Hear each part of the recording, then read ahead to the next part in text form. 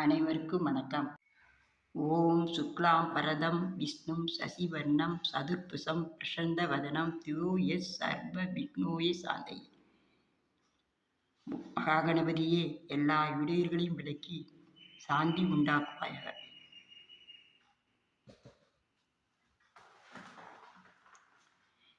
ராமாயண கதை சுருக்கம். திருவளர் அயோத்தியில் தசரதன் மைந்தனாய்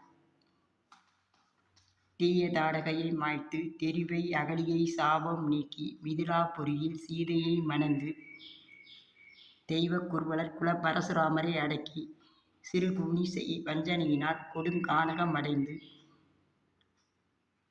குக நட்புரினை கொண்டு தவறுகுறை செவிக்கேற்று மாய உருவலர் விரதமாறி சகதூடரை உதைத்து அனுமனு கிருவை உதைந்து அனுமனு கிருவை உவந்து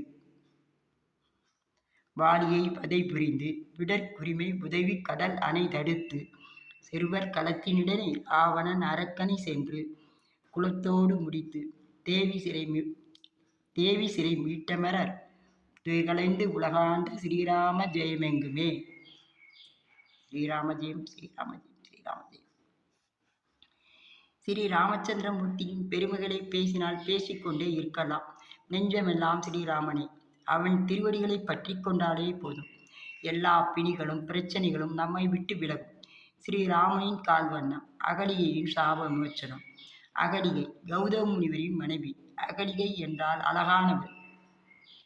அவளின் அழகை கண்டு இந்திரன் மயங்கி அவளை அடைய எண்ணி அதிகாலை விடியும் முன் ஆசிரமத்திற்கு சென்று சேவலாக மாறி கூவினார்.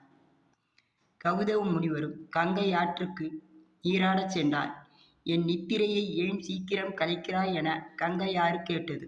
கௌதம முனிவருக்கும் ஏதோ தவறு நடந்துவிட்டது என்று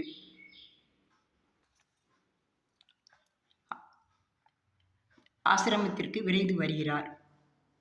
ஆசிரமத்தில் இருந்து இந்திரனும் வெளியேறி வருகிறார். கௌதம முனிவரும் இந்திரனை பூனையாகவும் அகலிகையை கல்லாக சமைந்து போக சாபமிடுகிறார். அகலியும், சுவாமி, என்னை அறியாமல் தவறு நடந்து விட்டது, என்னை மன்னித்து அருள வேண்டும், எனக்கு எப்பொழுது சாப விமோச்சனம் என்று கேட்கிறார். தசரதனின் மைந்தர் ராமன்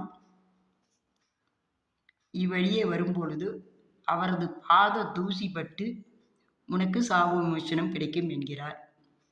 அவ்வாறே ஸ்ரீ ராமச்சந்திரமூர்த்தியின் பாத தூசிப்பட்டு அகலிகையின் சாபம் நீங்கி கல்லாக இருந்தவர் பெண்ணாக மாறி ஸ்ரீ ராமச்சந்திரமூர்த்தியை வணங்கி நிற்கிறார். ராமச்சந்திரமூர்த்தியின் அருளால்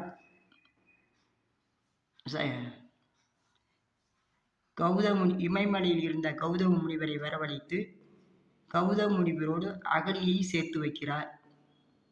ஸ்ரீ ராமச்சந்திரமூர்த்தியின் பாத தூசிக்கே இவ்வளவு மகிமை என்றால் அவரது திருவடிகளை வணங்கினால் நமக்கு எல்லா நன்மைகளும் சகல ஐஸ்வர்யங்களும் கிடைக்கும். ஸ்ரீ ராமச்சந்திரமூர்த்தியின் பட்டாபிஷேகத்தன்று எல்லோரும் எழுந்து நின்று இருக்க ஸ்ரீ அனுமன் அவரது திருவடிகளையே பார்த்து அமர்ந்திருக்கிறார். பரதன் 14 ஆண்டுகள் அவரது ஸ்ரீராமரின் பாதுகையிலை வைத்து ஆட்சி புரிந்தார். இவ்வாறு ஸ்ரீ ராமச்சந்திரமூர்த்தியின் பெருமைகளை பேசினால் பேசிக்கொண்டே இருக்கலாம். ஸ்ரீராம ஜெயம், ஸ்ரீராம ஜெயம். நன்றி.